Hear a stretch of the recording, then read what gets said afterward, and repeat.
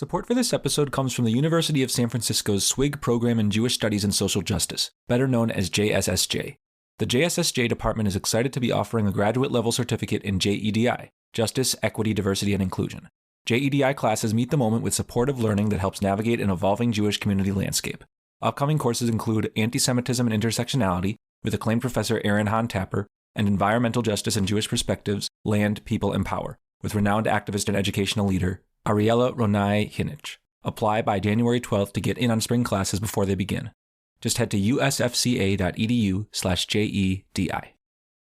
This is Judaism Unbound, episode 411, Jewish Counter-History. Welcome back, everyone. I'm Dan Liebenson. And I'm Lex Rofberg. And today we're continuing a sort of mini-unit that includes conversations about Jewish books that we think are awesome and important, and conversations with Jewish thinkers, in particular historians of Judaism, that we think are really important to our own thinking here on Judaism Unbound. A couple of weeks ago, we talked to Hasia Diner about American Jewish history. Last week, we dove into a novel from Adam Mansbach. And this week, we'll be talking about Jewish history again with David Biale.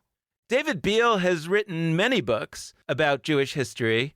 And in celebration of his full career, a book has just come out called Jewish Culture Between Canon and Heresy, which is an amazing title if you ask us. It's a fascinating look into David Biale's groundbreaking work over many decades in shorter pieces, which you can dig into and then go off and read all of his full-length books, which we'll talk about in just a few minutes, all of which has made him an important leader in the field of Jewish studies.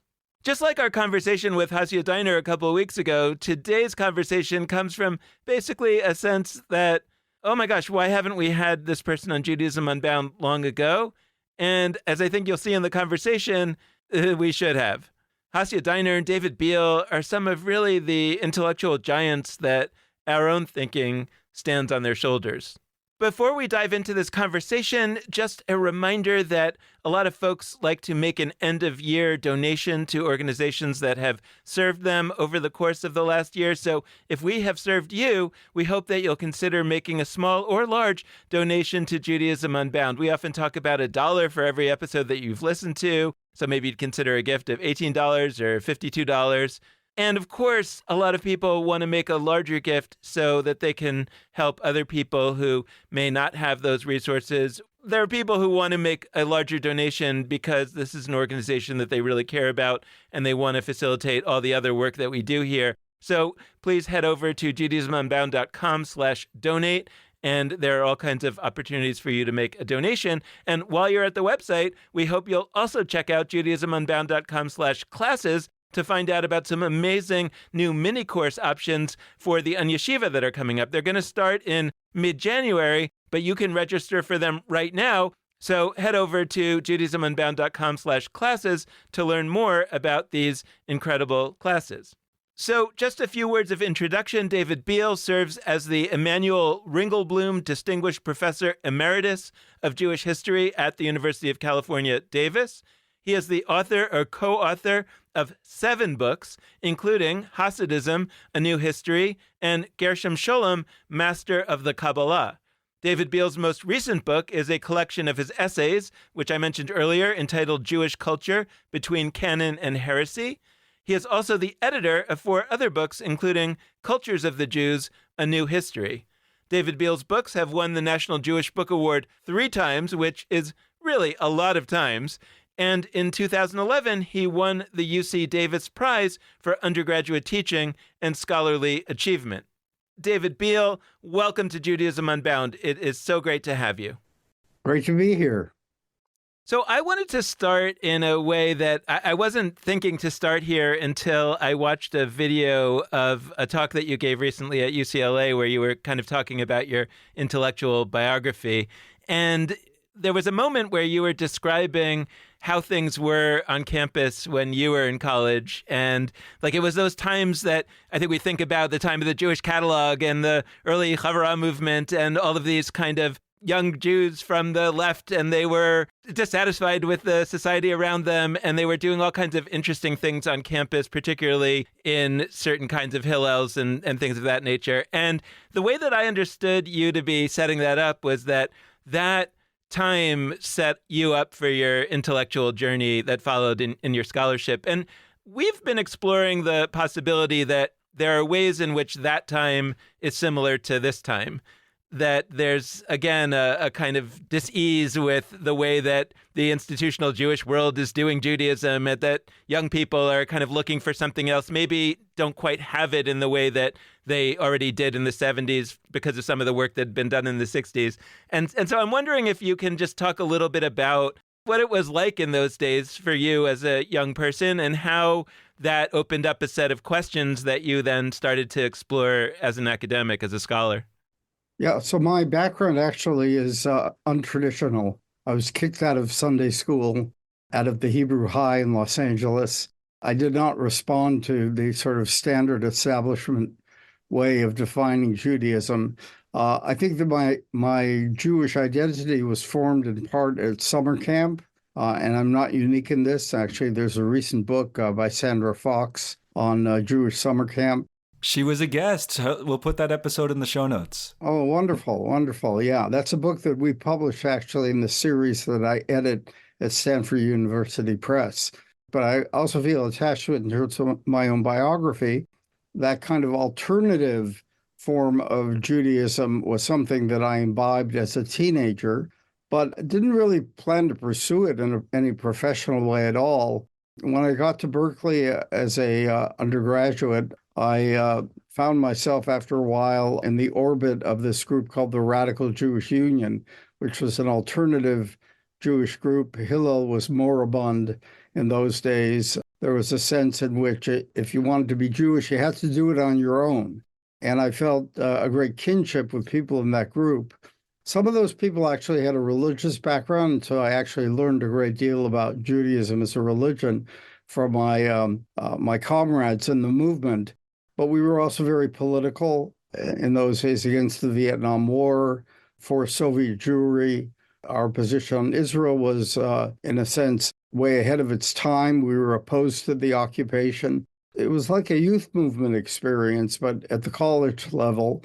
And those people actually still remain some of my closest friends. We've kept up these ties for over 50 years, which is quite remarkable.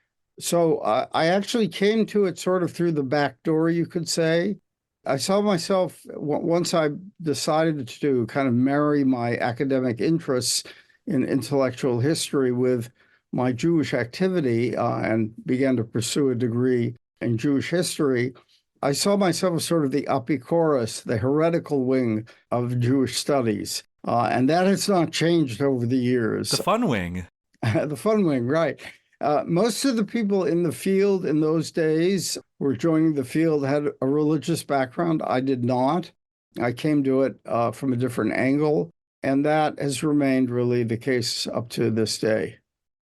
Well, one of the things that seems to be gaining some interest among young people today in this kind of similar world feels to me like this idea of neo-Hasidism, this idea of some kind of spirituality that's not, let's say, the traditional kind of spirituality such as it is that gets taught in synagogues, conservative, reform, Orthodox synagogues these days, but something that people are sensing in the Hasidic tradition that is not necessarily that they're interested in becoming Hasidic. In fact, they're not, but that they're sensing some kind of spirituality there that maybe used to once be part of Judaism and no longer is, and they're trying to sort of look at it again. And that just struck me to wonder whether your early interest in Gershom Scholem and his work and mysticism, that was also kind of related to something similar going on at that time.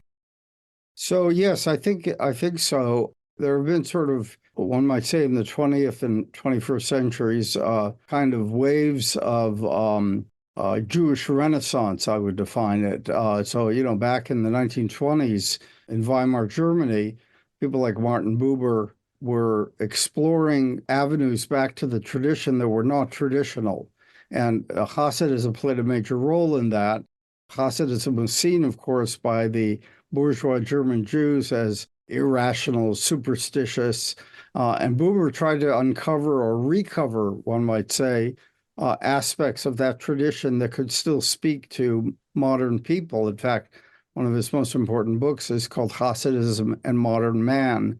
So that Jewish Renaissance, I think, played a very major role in the Jewish Renaissance of the 1970s that I was part of as a university student. And it's not surprising that today there is similar kinds of interests. My own interest, I think, was less spiritual and more intellectual. And the reason I gravitated more towards Gershom Scholem than towards Martin Buber was the way in which an historian could establish a relationship with the religious past while remaining secular. Basically, he was a secular Jew, a cultural Jew, if you want. What intrigued me was how this secular historian could uncover these mystical movements while not becoming a mystic himself. Actually, I recently found the senior honors thesis that I wrote at UC Berkeley, which was on a Hebrew writer who is pretty much forgotten today named Micha Yosef Berdichevsky. I wrote about his radical philosophy of Jewish history. It's uncovering the sort of hidden movements in Jewish history, the vital forces which are not ethics, which are not halachic, but are rather in the form of mysticism, of revolts against the monotheistic tradition. And that was my sort of introduction to this kind of Jewish history. And then I decided to write my dissertation on Scholem, who to me was epitomized this approach. So I feel called to give a little backstory about where this episode came from. I think both Dan and I were a small amount of familiar with your work. I've read works that cite you. I've heard from folks influenced by you. I hadn't until very recently actually read a whole lot of your work, and I regret that very much. Because what happened was every once in a while when we're planning podcast episodes, I make a trip to the various university press websites that publish Jewish studies books. And I skim around and I try to find what are some exciting books that are coming out or that recently came out. And I was on a website and I found this book whose title was Jewish Culture Between Canon and Heresy. And my first reaction to that title was, not only is this a great podcast episode, it's probably 6. We could have the Jewish culture focused episode, we could have the canon focused episode, we could have the heresy focused episode. And then I actually cracked open the book and I realized, all 3 of these terms are under sort of an umbrella of a magical 4th term that I want to start diving into, which is counterhistory. Counterhistory is a term that you bring that I think kind of unites these threads of culture and canon and heresy that are floating around in the title. And I want to hear from you, what is counterhistory? And I want to bring, from our perspective, a real glee and excitement, because we're an organization who, you look at our names, Unbound, like Judaism Unbound, the Un-Yeshiva. We are interested in countering things, not just in learning, but unlearning. When I see sort of an intellectual academic framework of a kind of Jewish counterhistory, a certain way of, doing Jewish history that actively sees itself as counter, that excites me. What the heck is counterhistory, and how does it serve as sort of a uniting principle among many of the essays that you put into this book? So counterhistory really is an approach I applied to Scholem. That is, and let's take him as an example of this. That is, if the canonical history of Judaism in his day was a kind of rational, bourgeois, ethical Judaism, what he argued is that there's an underside to this. There is a irrational, mystical approach that actually perhaps is not even monotheistic. That is, Judaism is composed not just of the sort of canonical ideas, which we perhaps all absorbed in Sunday school, but also of traditions that work against those canonical ideas that are always present, and that in a way, the vital forces within Judaism have to take into account these counter traditions, these heretical traditions. They're not all heretical. I mean, is Kabbalah heretical? Well, I mean, some people thought that it was. Certainly, there's a kind of a polytheistic trend in Jewish mysticism which runs against the mainstream tradition. But what I would argue is that Jewish culture, and I'm glad that you pointed that out as an important term here, the book is not called Jewish religion between canon and heresy, but rather Jewish culture, because Jewish culture is a much broader umbrella that encompasses not only the canonical tradition, but also the various revolts against it, the counter traditions, the ways in which Jews have pushed back against the kind of rabbinic hegemony.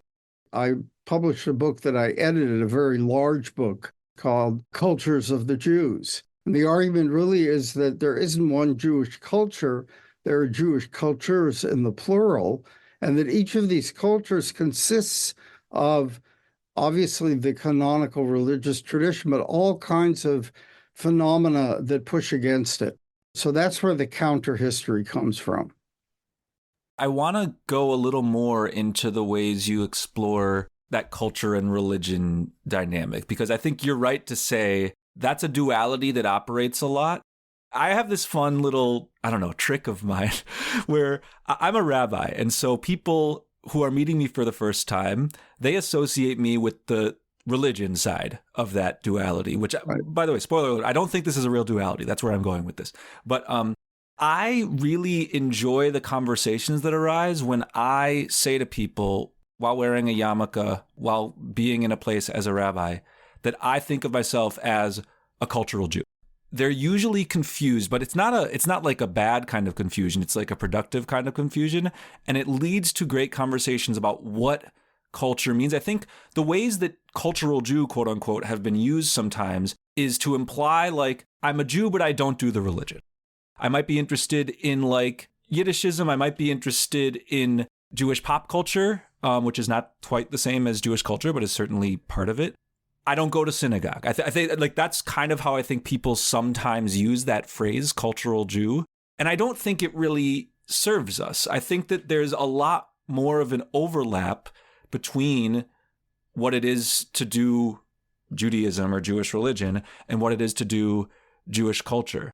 I enjoyed, but another reason that I set up this episode was like, I saw culture in the title and then I looked at the table of contents and it was like, this is a book that says Jewish culture, but then there's essays about Korach, a character from the book of Numbers in the Bible, essays about Shabtai Tzvi. These are people that are talked about in religious histories more frequently than what we term cultural histories. So can you gave us a taste already, but can you give us a little more on how we think about religion on the one hand, how we think about culture on the other, and how it might intersect with some of these counter history ideas? You yourself said it, and that is that religion is not necessarily separate from culture. It is a part of culture. It's an essential part of Jewish culture, without a doubt. The textual tradition, starting with the Bible, the Talmud, etc., all of this is, on the one hand, part of the Jewish religion, but it is also part of a much broader kind of field, which I call culture. There's a kind of a saying, culture is the way we do things around here. So if I light Hanukkah candles, am I practicing the religion or am I partaking in culture? Or perhaps those categories are not that helpful, that they overlap, they take, a sort of sustenance from each other. There's no doubt that in describing Jewish cultures throughout the ages, what we would call religion plays a central role there, but it is not the only role. There are all kinds of other things going on. For example, in the Talmudic period, the fact that Babylonian Jews wrote these amulet bowls. Is this part of the religion or not? Well, I mean, there is magic in the Talmud. There's also magic outside of the Talmud. So it's part of this larger cultural field that includes religion. In fact, the very term religion is really a modern term. What is the equivalent in earlier Jewish history? Is it Yahadut, Judaism? That term itself is a fairly rare. It appears in the book of Maccabees in a Greek form. It's not a rabbinic term.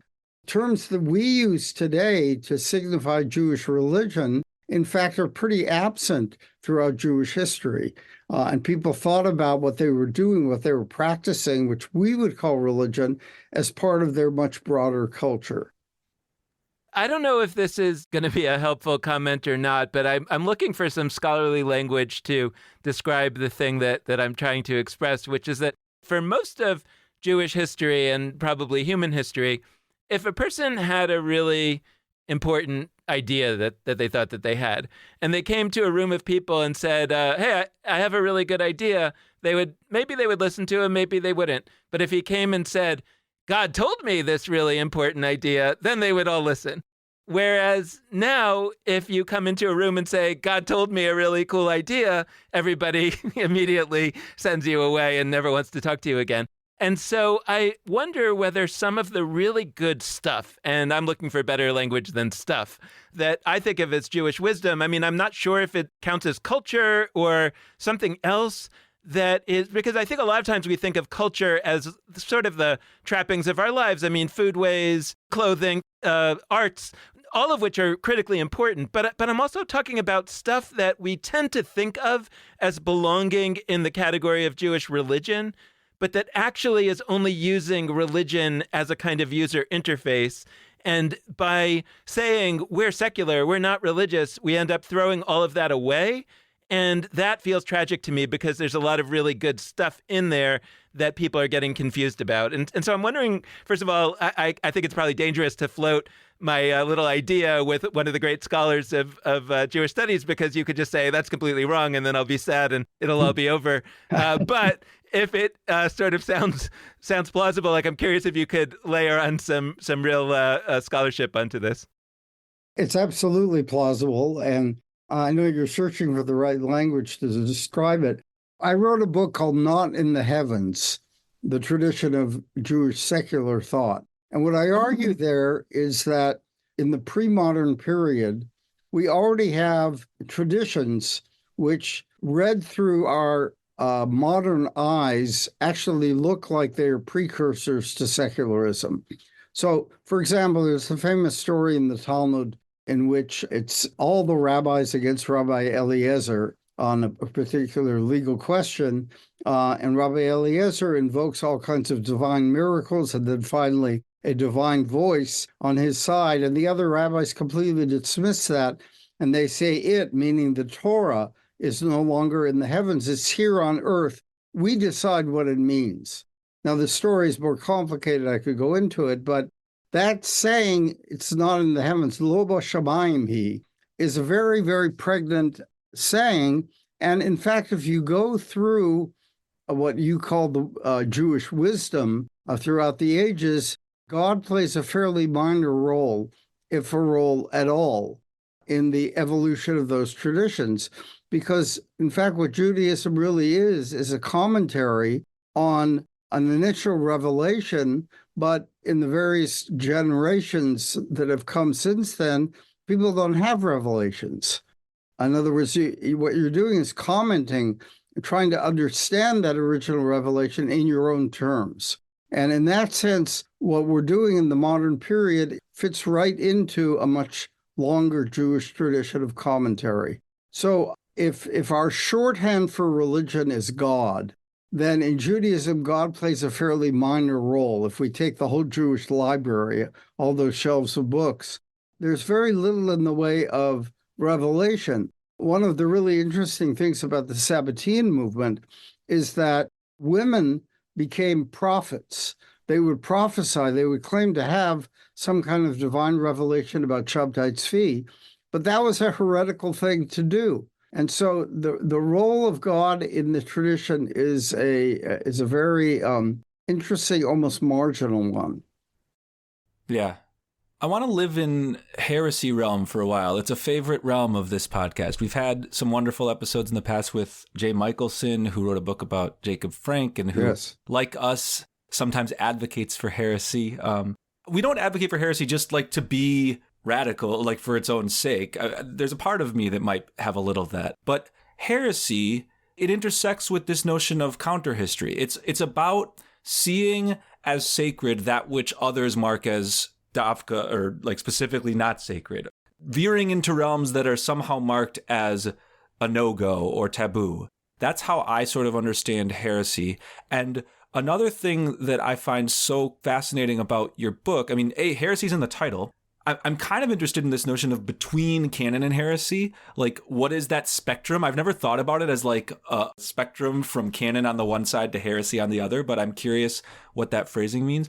But like, I've kind of espoused a notion to many people in our universe that we should see ourselves as part of a lineage of Jewish heresy, alongside, by the way, a lineage of Jewish, I don't know, orthodoxy, or like whatever we'd call the things that are not marginalized in mainstream Jewish tradition.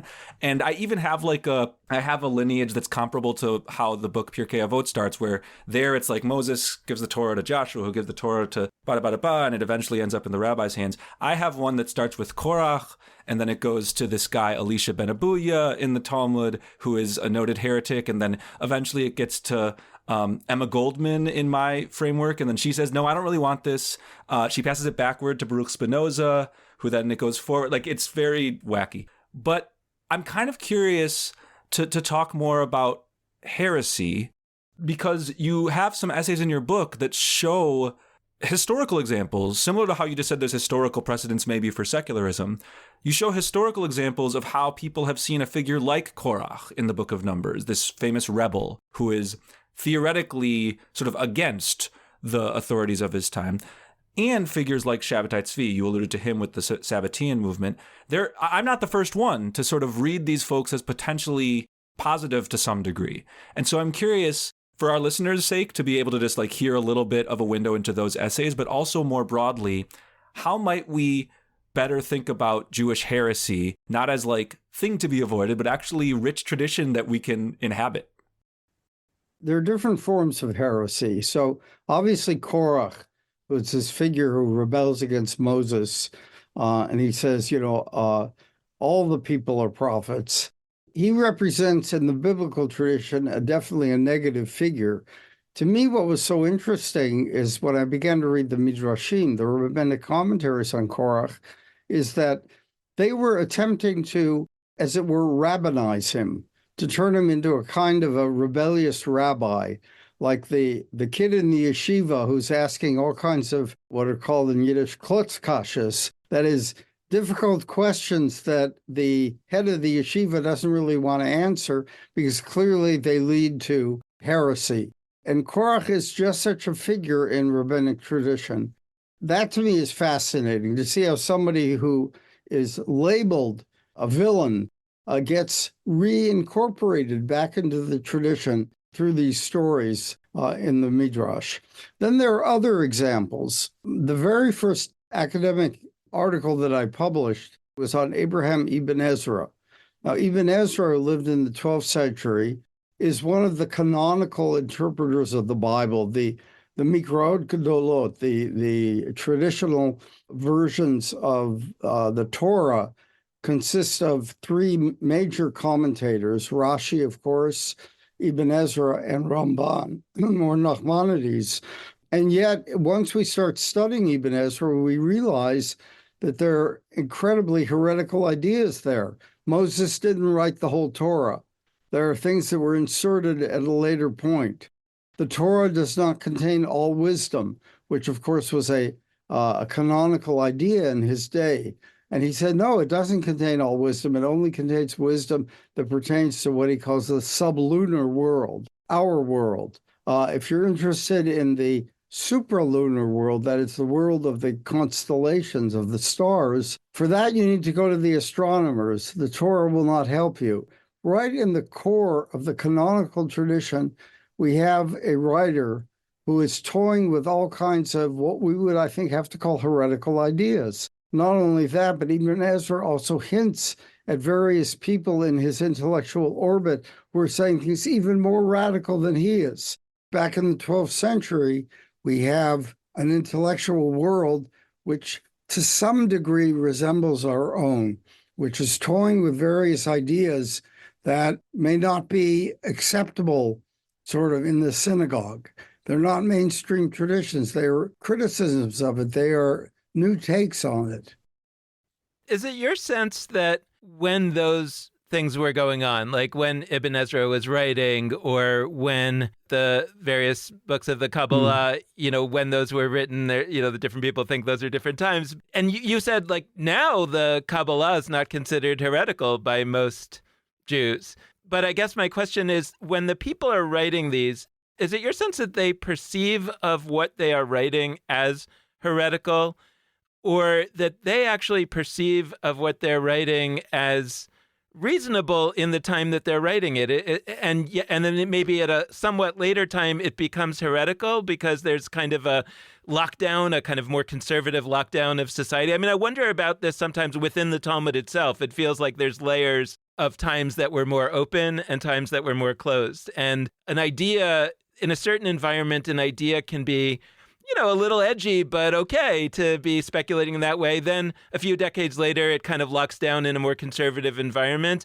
And then a couple of centuries later, they look back and they sort of imagine that thing was written during the conservative environment. They say, wow, what a hero that this person was so heretical. But actually, maybe that isn't how it was. Or is it that you really sort of perceive that at certain times in history, there are these people that are just courageous, right? That just have, that they're not able to, maybe kind of like us, not that we're courageous, but that we're unable to stop ourselves from thinking these things that are counter historical or counter to the narrative that's out there. And what can you do? So you make a podcast. So I'm wondering what your sense of is to, previous podcasters in history like Ibn Ezra.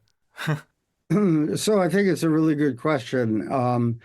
It's very hard to get into the heads of these people at the time, but let me maybe speak about the terms canon and heresy. These are terms that actually come out of Christianity.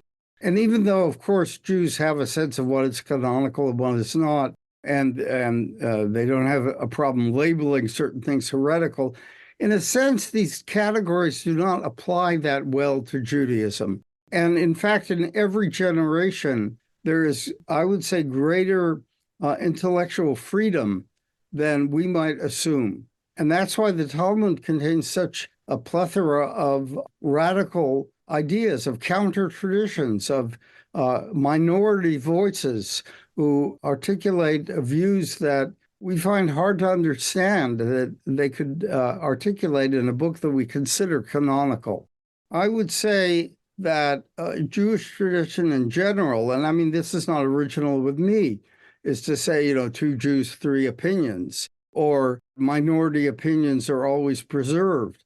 This does reveal a great truth, which is that it is possible to speculate in various directions within the Jewish tradition that maybe other generations would call heretical. Now, it varies, of course, because Abraham ibn Ezra was never considered heretical. And yet, once you delve into his views, you are engaging with something that we at least assume goes against the canonical tradition. On the other hand, someone like Baruch Spinoza was declared a heretic in his own day and was banished from the Jewish community. But Spinoza is recovered by Jews in the 19th and 20th centuries as a genuine, authentic Jewish voice. There's a wonderful book by Daniel Schwartz about Spinoza called The First Modern Jew, in which he traces the reception of Spinoza after Spinoza's life. And what it shows is that here is a thinker who Jews begin to identify with. So it's not in his own time, but it's not that much later either. So we've had a long relationship with the idea of canon on this show, and I'm a big wordplay guy. And so a few years ago, I made the joke, but it's not a joke. I think I mean it seriously, that canon, C-A-N-O-N, and canon, C-A-N-N-O-N, which is to say, like, a thing that launches cannonballs, they're synonyms. Like, there's a reason I'm doing like a drosh, I'm doing like a wordplay thing, but I'm applying it to English. Because when you make canons, C-A-N-O-N, when you draw boundaries, when you make certain kinds of texts in and certain kinds of texts out, it's kind of a rhetorical version of shots fired. You are making a really impactful kind of statement that changes a society or a world. But I also, I'm torn on this, and I'm kind of looking for your advice, because as we've been thinking about canon over the years, I've gone through various waves. And at first, I think Dan and we talked about having a new kind of Jewish canon, expanding what our canon is, having new kinds of texts, including texts we might think of as secular or culture or whatever, that recent texts, like thinking of those as canonical. And by doing so, expand the notion of what sort of counts as authentic Jewish tradition, all these words in quotes, counts, quote unquote, authentic, quote unquote. But now, and I'm influenced by some conversations we've had recently with folks from an organization called Expanding the Canon, and also we have this initiative called Apocryphest, where we think about books of the Apocrypha and how that relates to canon and all of this. And more I'm leaning towards like, let's upend canon. Let's not have any notion that there is canon at all, because when you make a new canon, it's just going to become limited in the next couple generations or whatever. And so I'm kind of looking, I know you're not here to be like a diagnoser of how to best make a Jewish future. Like that's not exactly what a Jewish historian does. But I am kind of curious for your thoughts on how do we consider the tension or the collision of expanding canons, making more Jewish things seen as authentic and as historical and as rich and as part of our tradition collectively, versus upending the idea that there is an authentic Judaism, quote unquote, at all. So I think I would associate myself more with the second thing you said. In other words, there isn't one authentic Judaism and everything else is inauthentic. But what I would argue is that in the process of exploding the canon, and here I'm going back to your metaphor of canon, C-A-N-N-O-N, exploding the canon, there has to be, I think, a deep understanding and learning of what the canon used to be. I'm really saying that a Jewish secular tradition is not just a tradition that has no roots in the earlier religious tradition or canonical tradition, but in fact, it's always in dialogue with it. You build your exploded canon on a dialogue with the Jewish library that it's existed over 3 millennia. It's sort of the way in which the term apikoros or heretic is used in the tradition. And apikoros is someone who knows the tradition very well, but nevertheless rejects it. So what my argument would be is that an authentic Jewish rebellion against the tradition is one that is always in conversation with the tradition, that is knowledgeable about it. To be a secular Jew means to engage that tradition. I mean, these books behind me, I don't believe in everything those books say. In fact, I believe to be clear to our listeners, they can't see, but you've got Talmud books behind you. You've got all sorts of canonical, quote unquote, and other books behind you. Right. I've got the Mishnah. I've got various translations of the Bible. I'm a secular Jew, and I put the emphasis on Jew here because of my conversation with those books that sit behind me. I also identify as a secular Jew, more or less, and not a rabbi. If Lex is going to keep saying he's a rabbi, I'm going to keep saying I'm not a rabbi. And I take that Lex, like our friend B'nai Lappi says, but I'm not that kind of rabbi. So, I agree with that as well. But I'm wondering from a historical standpoint about efforts, let's say, to build a more robust secular Judaism. And I'm thinking about two things and almost the absence of a third. So I'm thinking about Europe in the time before the Second World War, in the that we talk of maybe in Weimar Germany, maybe more widespread than that. That there feels to me like there was a lot of progress of building a secular Jewish culture that was, like you say, deeply in contact with the canon, the previous canon. And there was something that could have happened there. And of course, because of the Holocaust, it didn't happen. And I don't know if I'm maybe just idealizing that period, but that I feel like, I wish that we had something like I imagine that to be. Then there's Israel. I think that, some of the early folks that you were talking about, Berdichevsky, Biale, there were people trying to explore ways of creating a rich secular Jewish culture, but I feel like it didn't really go for some reason. That I've described it as they really successfully secularized the Hebrew language, which people used to say, hey, nobody would speak Hebrew other than studying or in a synagogue. And that's completely, nobody thinks that today, right? They've completely successfully made Hebrew a secular language. But it feels to me like they didn't really do it with the religion. They didn't successfully secularize the religion. In other words, they essentially, like I said earlier, took the religion and mostly threw it away, and therefore threw away the culture that was being transmitted through a religious interface.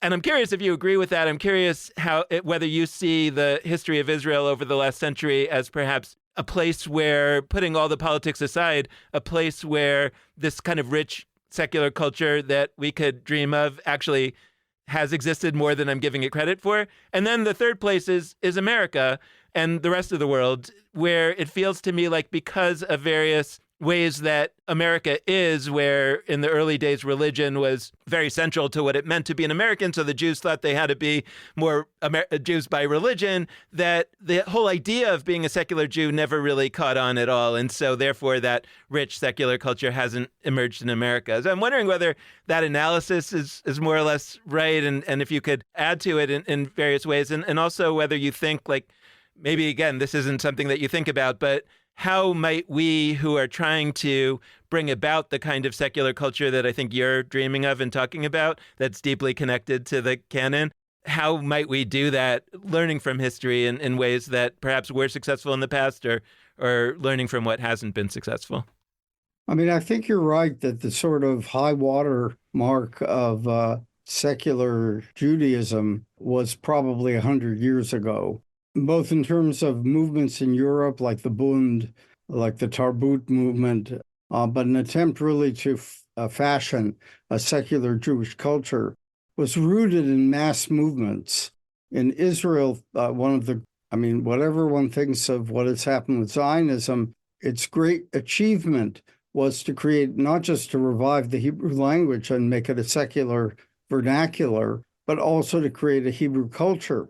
Unfortunately, in the case of Israel, what that ran against was the power of the religious establishment. The fact that the Orthodox establishment controls key aspects of daily life has made it very difficult to develop a true Hebrew culture, because you end up ceding it to the religious rather than claiming it for your own. In America, I think you're also right that the swerve towards religion, towards defining Judaism as one of the three great American religions, Protestantism, Catholicism, and Judaism. Of course, the first two are both Christianity. That move, which is a move really of the 1950s, has broken down.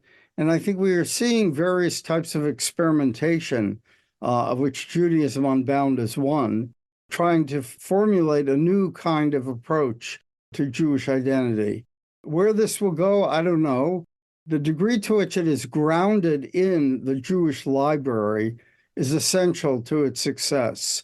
Because if it's simply floating off kind of in outer space without those ties to the historical tradition, then I think it will not be authentic and will not be successful. Perhaps I reflect my own position as a professor of Jewish studies. Jewish studies, I think, can play a very central role here in educating young Jews about that tradition, even if they completely reject it. I want to revisit what you brought up early on related to your being shaped through that radical Jewish union group, and also the time period that you were shaped, the 60s and 70s. I did clock that the word counterhistory, given your interest in the word culture, is probably related to the notion of the 60s, 70s counterculture. Yes. And we talked a little bit about this recently with Hasia Diner, another leading figure in Jewish studies. And she was saying similarly that her shaping in the 60s and 70s through organizing, through campus life for her at UW-Madison. I mean, it's interesting. California, Berkeley, and Wisconsin-Madison, I think, if you were going to make a list of like really active campuses during that period, they'd be towards the top of that list for sure. Yes. But I'd love to hear your approach to that. I'm sure there are elements that overlap with hers, but like, can you give us a little more of a sense because, I wasn't around then. Dan wasn't around then. In what ways did that zeitgeist of, we talk about it as the 60s, but both the sense I get from you and from many others is that a lot of it came forward in the 70s. Like, how did that zeitgeist, generally or Jewishly, really serve your age of scholars and like your age of others doing different kinds of interesting upending work in Jewish life or counter work in Jewish life? Like, can you give us a window into the counterculture to counter history connection? Right. So, this is a period in which there's a general rejection of American culture, which is linked, of course, also to politics, to the Vietnam War, to the civil rights movement. The sense that America needed to be upended in order to create some kind of a new and more just society. And this was linked also to culture. Music, for example, expressing a different sort of zeitgeist. Jews took part in this counterculture, in many cases without necessarily a Jewish dimension to it.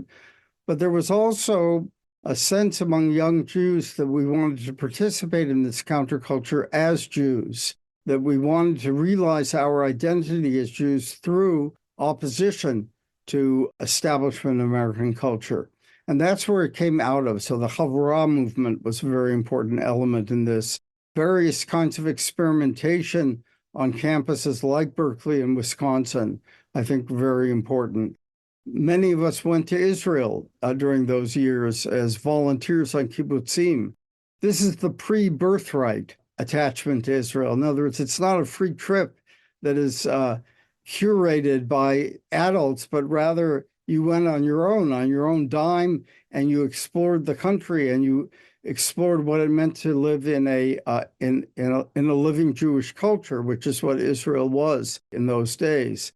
And so all of these different influences, I think, came together in the Jewish student movement of the late 60s and early 70s. It was a very exciting moment, I have to say, looking back on it.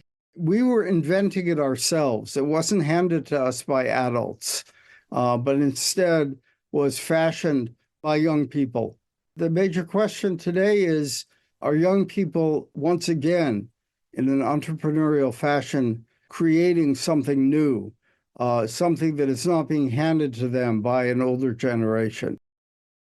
So I'm really getting a sense from our conversation with you, you're bringing to life something that you actually spoke about in the introduction to your book, which is, we talked to a lot of scholars and we've had many amazing conversations. Some of them are really resistant and hesitant to do the work of, okay, so I studied a historical era. Here's ways in which it applies to our time in 2023, 2024, and beyond.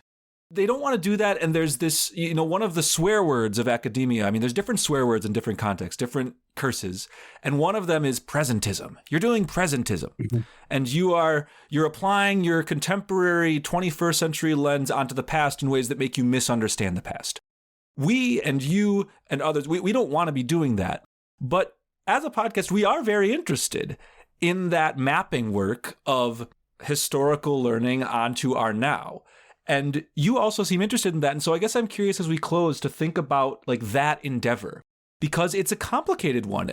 On the one hand, there's scholars who are nervous about it from a sense of like it could lead to poor scholarship that deprioritizes categories of the past in favor of our own categories now. And I think that's valid. And the other side is there's people who really, if you tell them that they should look to Ibn Ezra or Korach or whatever else from the past, and they should devote time in their life to that, and that could apply to their world, a lot of people I think are going to respond like, there's enough to focus on right now. Like, why would I go to history books? Mm-hmm. So like, can you make that sort of dual case for the very act of doing historical research, learning deeply about our past, and consciously applying it to our now and not thoroughly segmenting that work into past on the one hand and present and future on the other?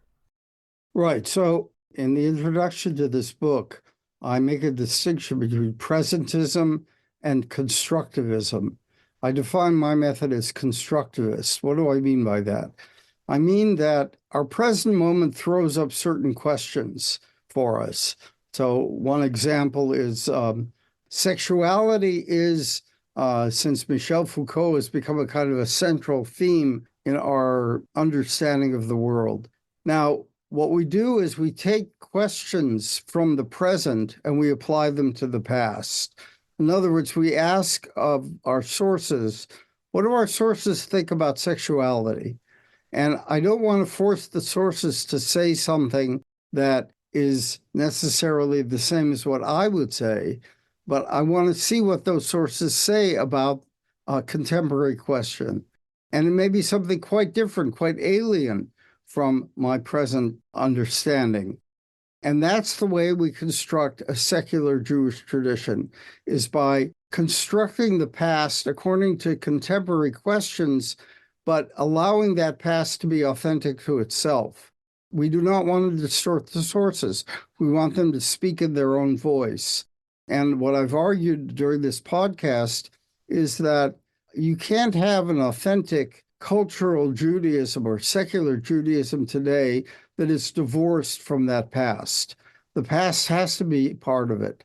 And that's where it gains its depth and its meaning from that tradition, even as it refuses to accept the canonical lessons of that tradition. Thank you so much, David Biale, for joining us. This has been a fantastic conversation. Thank you for having me. And thanks so much to all of you out there for listening. We hope you've enjoyed this conversation, and we hope that you'll tune in again in the future. As a reminder, we've got some amazing mini courses coming up. Check them out at judaismunbound.com/classes. They begin in mid-January, so it's creeping closer. And just as a little taste, we wanted to let you know a little bit about the classes. You can learn more at that link, but there's one class about Jewish conversion, past, present, and future, with Esther Hugenholtz. There's a class called Cosmic Bodies, Celebrating the Wisdom Within Us Through Creativity, with Reed Love. One called Jewish and ... Buddhist ? Pagan ? Christian ? That's going to be a fun one with Susan Katz-Miller.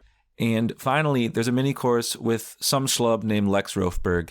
Yeah, that's me. Called Mishnah Unbound, where we're going to be looking into a text, the Mishnah, that you might have heard a little bit about, but maybe you haven't had the chance to explore much. So those are our classes. Learn more about them at judaismunbound.com/classes. And of course, as we close, we want to remind you that you can always be in touch with us with your ideas, visions, questions. Any of that is super welcome. Here are a wide variety of ways for you to do so. First, there's our Facebook, Twitter, and Instagram pages. All of those are at Judaism Unbound for our handles. Second, there's judaismunbound.com, where you can find show notes for this episode and all sorts of other resources. Third, you can email Dan and I at dan@judaismunbound.com or lex@judaismunbound.com. And we are deeply, deeply grateful if you are able to support us financially via a one-time gift or a recurring donation, which you can do via judaismunbound.com/donate. And the last thing we'd say is that, of course, support for this episode of Judaism Unbound comes from the Oshman Family JCC in Palo Alto, California, whose vision is to be the architects of the Jewish future. The Oshman Family JCC empowers you to experience Jewish paths toward a life of joy, purpose, and meaning through innovative Jewish learning and wellness programs, community building, and initiatives to develop the next generation of Jewish leaders. Learn more at www.paloaltojcc.org. And with that, this has been Judaism Unbound.